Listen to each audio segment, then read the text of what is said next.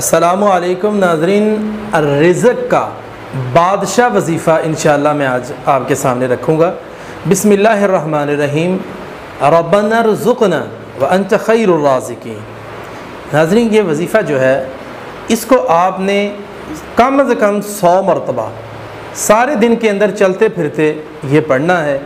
इंशाअल्लाह ताला आपकी सोच में भी नहीं होगा, वहाँ से अल्लाह ताला आपको रिज़्क़ देगा, बेबहा रिज़्क़ देगा और परवरदिगार आलम अपना ख़ुसूसी फ़ज़ल व करम करेगा। ये जो आयत है आप इसको सुन के याद कर लें। यहाँ से ना समझ आए तो डिस्क्रिप्शन के अंदर अवैस भाई इंशाल्लाह नंबर मेंशन कर देंगे, वहाँ से भी आप रहनुमाई हासिल कर सकते हैं।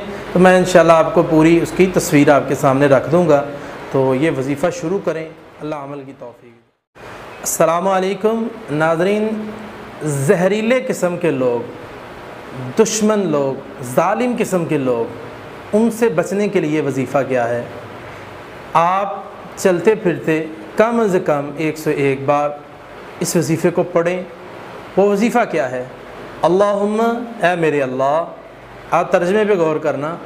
इन्ना नजआलू का, बेशक हम बनाते हैं तुझको, फ़ी नुहुरिहिम, दुश्मन के सामने, यानी तुझे खड़ा करते हैं दुश्मन के सामने, हम नहीं ताकत रखते। व नऊज़ु बिका मिन शुरूरिहिम, अल्लाह हमें दुश्मन के शरों से महफूज फरमा। इसके साथ आप ला हौला वला कुव्वता इल्ला बिल्लाह इसको ऐड कर लें, इसको शामिल कर लें। तो यानी कि मेरे पास ना हौल है ना ताकत है, किसी किस्म की मेरे पास ताकत नहीं है, हाँ इल्ला बिल्लाह, मगर तेरे साथ ही है अल्लाह, तू ही मदद करने वाला है। तो नाज़रीन, अगर इस वजीफ़े को आप सही माना के अंदर शुरू कर दें, इंशाअल्लाह ताला अल्लाह आपकी जान दुश्मन से बचा लेगा, आपको महफूज कर लेगा। तो इसको वाइस को बार बार सुन के इसको हिफ़्ज़ कर लें, याद कर लें, ज़बानी याद कर लें। अल्लाह अमल की तौफ़ीक। अस्सलामु अलैकुम नाज़रीन, ऐसा मैं वजीफ़ा आपके सामने रखूँगा पूरे यकीन के साथ, ईमान के साथ, कि 10 दिन के अंदर आप वो वजीफ़ा पढ़ लें। 10 दिन के अंदर अंदर ही इंशाअल्लाह ताला अल्लाह ताला दुनिया की हर चीज़ आपके कदमों में ला देगा। वो चीज़ क्या है? सबसे पहले आप अल्लाह से अपने गुनाहों की माफ़ी मांगे। उसके बाद सूरत त्वाहा के अंदर एक आयत आती है, 3 लफ्ज़ों की है वो, व अनतिल वजूह लिल हय्यिल क़य्यूम। नाज़रीन, इसको गौर से सुन लें, व अनतिल वजूह लिल हय्यिल क़य्यूम। ना समझ आए तो आप डिस्क्रिप्शंस के ज़रिए से भी ये आयत हासिल कर सकते हैं। तो इस आयत का वजीफ़ा आपने लाजमी करना है, 101 बार आप पढ़ें, ये इसमें आज़म है। और उसके बाद आप हाथ उठा के अल्लाह से दुआ करें। दुआ क्या करनी है? ऐ परवरदिगार आलम, मुझे अपनी हर ख़ास व आम नेमत अता फरमा। अल्लाह इंशाअल्लाह ज़रूर अता करेगा। अस्सलामु अलैकुम रहमतुल्लाहि व बरकातहू। नाज़रीन, एक चीज़ की अक्सर शिकायत रहती है, वो शिकायत क्या है कि वजीफ़ा असर क्यों नहीं करता। ये मुझे कल भी एक भाई ने कहा, जी मैंने 7 दिन आपका वजीफ़ा किया तो असर नहीं हुआ। अच्छा, इसमें मेरा कसूर है? असर नहीं हुआ। कुरान और हदीस है, फ़ेल हमारी ज़िंदगी में आ सकता है, गलती हमारी ज़िंदगी में आ सकती, अल्लाह और उसके रसूल की बताई हुई बातों में कमी नहीं है, ये बात याद है। वजीफ़ा मैंने ना तो पीरों का दिया, ना बुज़ुर्गों का दिया, ना ही मैंने किसी बंदे का दिया है। वजीफ़ा कुरान से दिया है, हदीस से दिया है। तो गलती कहाँ है? गलती हमारे अंदर है। हम शिरक नहीं छोड़ते, गैरुल्लाह की कब्रों में जाते हैं, हम हराम खाना नहीं छोड़ते, हम नमाज नहीं पढ़ते, रोज़ा नहीं रखते, हम झूठ नहीं छोड़ते, चुगली नहीं छोड़ते, हाँ जी, एक दूसरे भाई की ग़ीबत करते हैं, और इसके अलावा हमारे अंदर बड़े गुनाह हैं। तो जब आप इतने हाई लेवल के गुनाह कर रहे हैं तो फिर वजीफ़ा कैसे असर करेगा? वजीफ़े असर करते हैं नेक लोगों पे।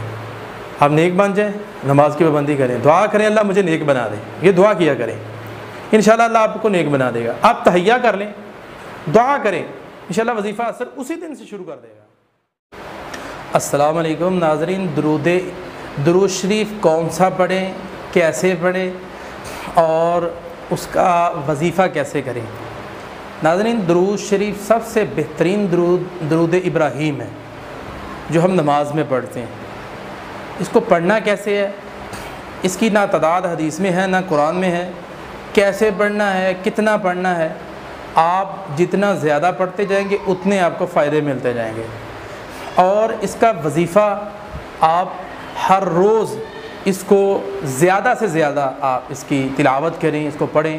اللہم صلی علی محمد وعلی آل محمد کما صلیت علی ابراہیم وعلی آل ابراہیم انک حمید مجید، اللہم بارک علی محمد وعلی آل محمد کما بارکت علی ابراہیم وعلی آل ابراہیم انک حمید مجید، آمین۔ اگر کوئی آپ کو ذلیل کرنا چاہتا ہے، رسوا کرنا چاہتا ہے، آپ کا کاروبار تباہ کرنا چاہتا ہے، آپ کے معاملات کو خراب کرنا چاہتا ہے، گھر کو برباد کرنا چاہتا ہے، تو آپ کو پھر کون سا وظیفہ کرنا چاہیے جس وظیفے سے اللہ تعالیٰ اس بندے کو دور فرما دے گا؟